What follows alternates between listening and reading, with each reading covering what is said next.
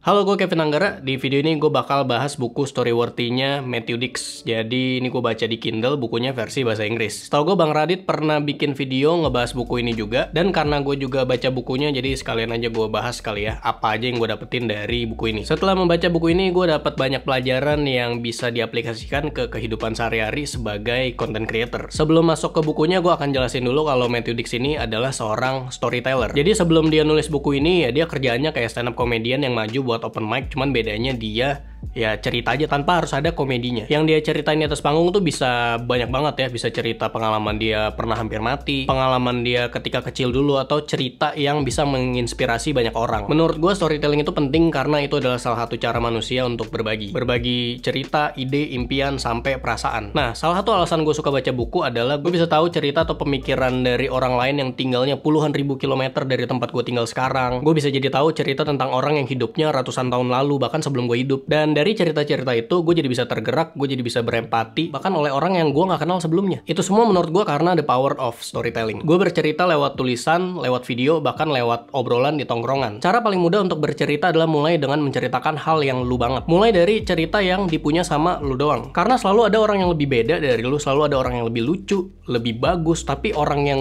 lebih lu itu gak ada. Karena yang lu banget tuh ya lu doang, you are the only you. Siapa yang pertama kali naik gunung langsung Gunung Sindoro, terus kena hujan, stand up bertiga, merasa kapok, tapi habis pulang pengen naik lagi? Mungkin cuman gue. Ya jadi teman-teman, video bisa ditonton di ini, gue udah bikin kemarin yang video yang naik gunung, di video yang sebelumnya tuh. Itu adalah video perjuangan gue mendaki gunung untuk pertama kalinya, itu contohnya. Jadi ini adalah beberapa hal yang menjadi catatan atau pelajaran gue dari buku Storyworthy. Pertama, what's your story? Atau apa cerita lu? Jadi setiap orang itu punya cerita yang menarik, tapi kadang kita nggak sadar kalau kita punya cerita menarik. Nah, menurut Matthew Dicks, cerita yang bagus atau cerita yang menarik itu kadang datangnya bukan dari pengalaman atau cerita yang gede banget, tapi bisa jadi datang dari hal-hal kecil yang terjadi di sekitar lu. Sesimpel dari pengalaman gua ngantri. Jadi gua pernah ngantri di sebuah tempat makan, karena rame, gua harus nyatet nama gua buat masuk waiting list. Atas nama siapa kak? Kata staffnya. Terus gue bilang atas nama Kevin, tapi malah nggak dibales. Ada nama lain nggak? Gue bingung dong, lah nama gua kan Kevin ya, gua nggak ada nama lain. Gue bilang nggak ada mas. Terus gue denger nih di belakang gua ada suara ketawa. Ternyata ada komeng di belakang.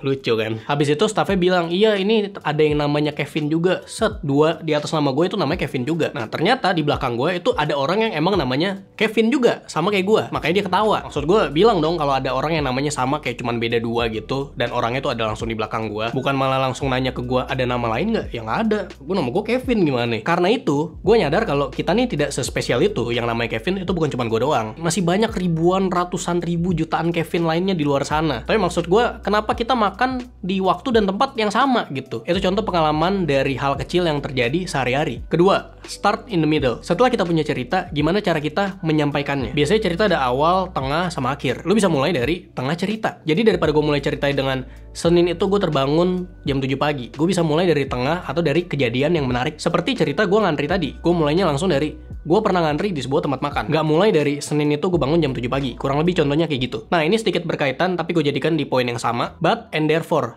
tapi dan karena itu, tapi digunakan untuk memunculkan hambatan atau kejadian yang tidak terduga. Gue bilang atas nama Kevin, tapi dibales ada nama lain nggak? Karena itu, digunakan untuk menyelesaikan cerita dengan perubahan atau pelajaran yang didapat. Karena itu, gue nyadar kalau kita nggak sespesial itu. Tentunya biar bisa lancar kita perlu yang namanya latihan. Kalau kayak stand up comedian itu ada latihannya namanya open mic. Cuman kalau kayak storyteller kayak Matthew Dicks, gue nggak tahu namanya apa. Cuman yang jelas dia juga maju ke atas panggung untuk bercerita. Dan beberapa tips untuk bercerita di depan publik adalah: pertama, know your story. Jadi lu nggak hafalin cerita lu kata demi kata. Yang penting lu tahu cerita lu tahu persis momen terjadinya seperti apa. Fokus sama emosi yang lu rasakan saat itu. Kedua, believe that your story is worth telling. Atau dalam kata lain sih, pede aja sih sebenarnya. Ketiga, rehearse out loud. Lu coba bercerita dengan bersuara, dengan diomongin aja seakan-akan lu lagi reuni dan cerita depan teman-teman lu. Lu juga bisa latihan di depan cermin atau direkam biar lu bisa nonton ulang dan tahu bagian mana yang perlu diimprove. Nah, gimana kalau cerita lu disampaikan dalam bahasa Inggris biar lebih banyak orang yang ngerti? Kayak Matthew Dicks yang bercerita dengan bahasa Inggris. Lu juga bisa mulai bercerita ke dunia dengan lancar. Nah, bayangin Matthew Dicks dan orang-orang di luar sana harus ngomong di depan publik pakai bahasa Inggris lagi. Biasanya tuh kita ngerasa takut karena kita nggak tahu. Tapi yang nggak ada atau jarang lah ada orang yang baru melakukan sesuatu dan langsung jago. Semuanya butuh proses. Sebelum lu ngomong depan orang, lu bisa latihan depan cermin. Tapi kan cermin nggak bisa ngomong dan ngasih feedback. Makanya menurut gue cocok banget kalau lu nyobain aplikasi yang namanya Elsa Speak. Aplikasi Elsa Speak ini bisa bantu lu untuk improve English skills yang bisa membuka banyak kesempatan untuk lu bisa kemana-mana. Misalnya buat study atau kerja di luar negeri. Elsa Speak di sini bisa berperan sebagai coach yang udah powered by AI untuk membantu lu dalam speaking skills. Di awal pakai aplikasinya, Elsa Speak akan membuat personalized learning path sesuai dengan kebutuhan lu lewat onboarding proses. Jadi dikumpulin dulu tuh interest, job industry, focus skills, learning goals, dan preferred accent yang tersedia. Lu bakal nemuin pelajaran dan latihan di sini yang cocok banget sama industri dan jenis pekerjaan yang udah lu pilih sebelumnya. Di Elsa, lu bisa latihan grammar, vocabulary, conversation, pronunciation, bahkan word stress lewat game-game yang seru.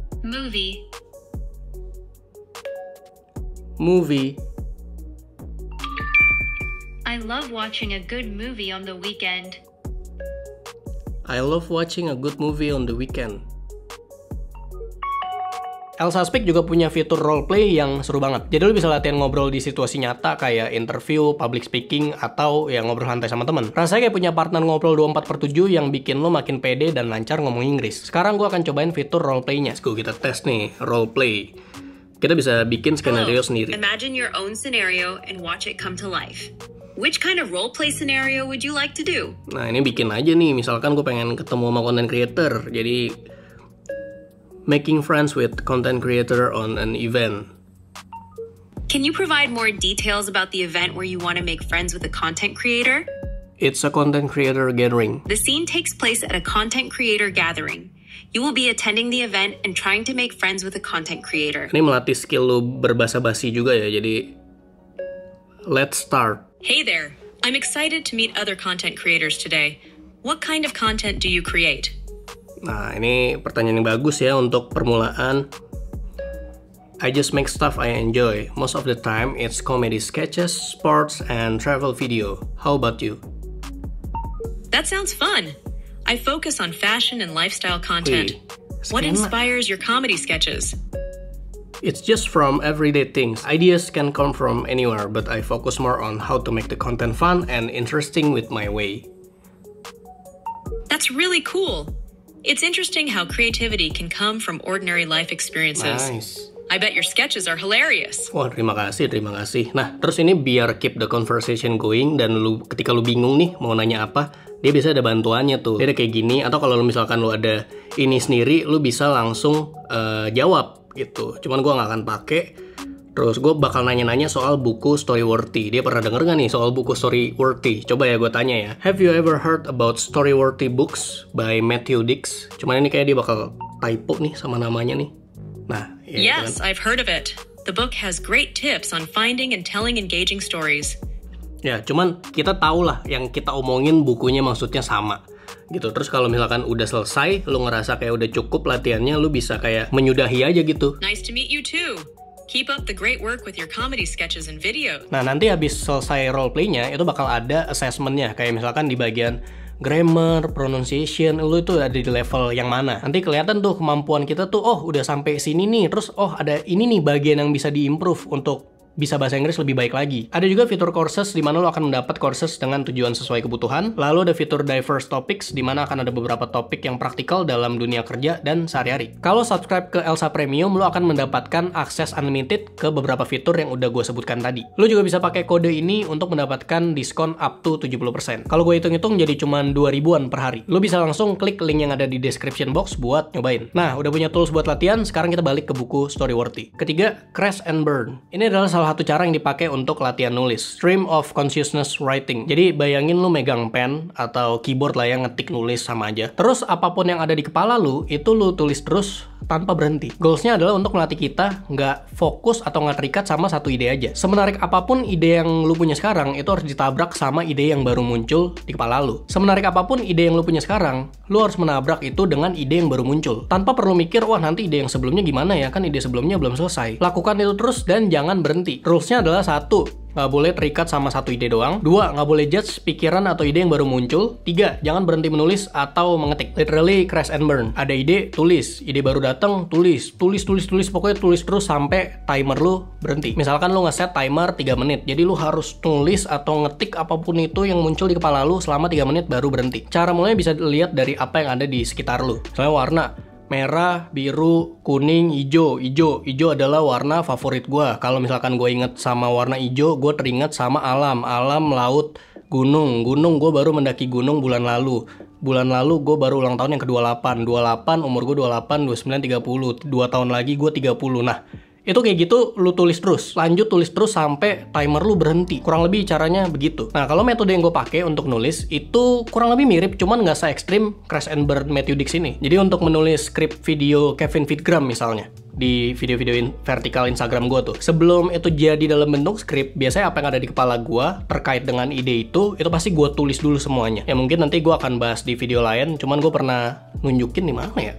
Oh, di kelas izin ke WC, sorry banget. Keempat, homework for life. Ini adalah salah satu metode yang udah terkenal banget. Bang Radit pernah bahas dan dia juga melakukannya dalam kesehariannya. Jadi simpelnya ini adalah cara yang digunakan atau metode yang digunakan agar kita selalu bisa punya cerita. Sesuai namanya, homework for life. Jadi ini adalah PR untuk seumur hidup. Kalau misalkan sebelum tidur lu diminta untuk coba ceritain dalam 5 menit untuk mendeskripsikan hidup lu saat itu. Apa yang akan lu ceritakan. Tapi kalau 5 menit mungkin nggak semua orang punya waktu. Banyak orang yang mungkin akan merasa berat dan gue udah ngantuk nih, pengen tidur. Jadi biar mudah untuk dilakukan setiap hari, caranya adalah lu tulis dalam satu kalimat apa yang mendeskripsikan hidup lu hari itu. Misalkan, nih gue lihat dari yang punya gue ya, 15 Maret 2025, ketumpahan kuah bakso di kereta. Jadi gue belum naik gunung, cerita gue ketumpahan kuah bakso dulu tuh, celana trekking gue.